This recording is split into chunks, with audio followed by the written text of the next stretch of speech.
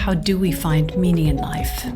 Well, let's consult Viktor Frankl, who is a psychiatrist, and he explores this in some depth. He had 3 solutions. But first, how did he come to investigate this? He had patients who complained of the meaninglessness of their lives, of an inner emptiness, of an existential vacuum leading to boredom. And Frankl said that the search for meaning is actually a central and primary motivation of life. Everyone has a specific vocation or mission to carry out a concrete assignment or some unique task. And he said the main concern of life is not to gain pleasure and avoid pain, it's actually to see meaning in life. So who was this psychiatrist? Viktor Frankl was the founder of logotherapy, also known as the third school of Viennese psychotherapy. Now, you might be thinking that logotherapy is referring to logos, like some little symbol indicating a company, but he's actually using the word in the sense of its Greek meaning, logos, indicating meaning or something deeper than logic. So Viktor Frankl was born in Vienna, Austria in 1905, and he lived until 1997. He was a psychiatrist, a neurologist, a philosopher, and most significantly, a Holocaust survivor. Being Jewish, in 1942, aged 37 or so, he and his wife of only 9 months, they hadn't been married very long, were arrested and sent to Theresienstadt concentration camp. He was moved from there, eventually spending 3 years in 4 different camps, including Auschwitz. After liberation in 1945, he wrote in just 9 days a book called Man's Search for Meaning. Now, I first read this as a teenager, and it had a profound impact on me. If there were to be a list of the 100 books that everybody should read, I would plead for this book to be on that list. The main part of the book is of his experiences in the camp. It's fascinating, it's harrowing. Then there's an additional section at the end called Logotherapy in a Nutshell. And here he sets out very briefly 3 ways to discover meaning. So the first way is by creating a work or doing some deed. When he was arrested, Viktor Frankl had on his person the manuscript of a scientific book, his life's work till then. And this was his most precious possession, and he was desperate to hold on to it. Nevertheless, it was confiscated on arrival.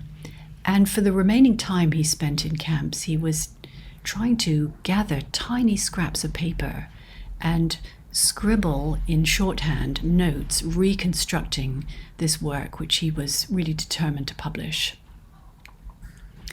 So this first way of finding meaning is some achievement, some accomplishment. The second way to find meaning, he says, is by experiencing something or encountering someone. So by experiencing something, he said that might be beauty, art, nature, culture. By encountering someone, he says he develops the theme of loving someone. He refers to a particular day in the camp, and he was on a brutal work party. They were stumbling in the darkness and the icy wind. They rushed to get the best tool they could, because many of the tools were blunt, and they were required to dig in the stony ground. And at this situation, the thought and vision of his wife comes to mind. And he sees her smile, her luminous, frank expression. He has an imaginary conversation with her. And he says, I understood how a man who has nothing left in this world still may know bliss, be it only for a brief moment, in the contemplation of his beloved. Someone in the work party stumbles, and the guard uses his whip on them all, and he's interrupted. But it settles down, and he goes back to this moment of communion with his wife. he says this deep connection goes way beyond the physical person. So this is the second way of experiencing meaning. I should say, although his wife Tilly sadly did not survive the camps, nevertheless his memory of her continues. The third way of finding meaning is by the attitude we take toward unavoidable suffering. Sometimes life doesn't give us the opportunity to perform some work or enjoy some significant company. Maybe we are confronted with what is literally a hopeless situation. And then it's about the attitude we take towards inevitable suffering. He gives the example of an elderly doctor who comes to consult him, who is suffering from severe depression because of the death of his wife 2 years previously. He's inconsolable. And Frankl just asks him a question: what would have happened if you had died first and your wife had survived you? And the doctor says, well, she would have suffered terribly. It would have been extremely hard for her. And so Frankl says, well, do you see that you have spared her that suffering at the price that you now mourn for her? So in a moment, the doctor changes his attitude to the suffering. It becomes something with meaning. He has managed to save his wife from this because he is enduring that sorrow. So this attitude we take to unavoidable suffering is about transforming this personal tragedy in the face of disease, perhaps conflict. We accept the challenge to suffer bravely. It's finding real spiritual freedom in the face of extreme difficulty.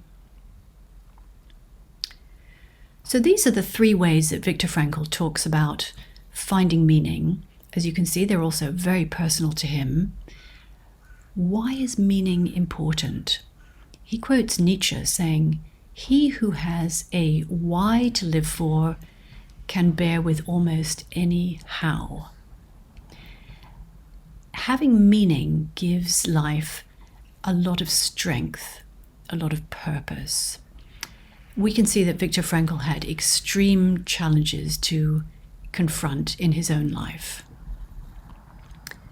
But we also face challenges, and finding meaning and purpose can help us also on an everyday basis. So thank you for watching. Do visit our website for information on courses and do subscribe to our channel. Thank you again.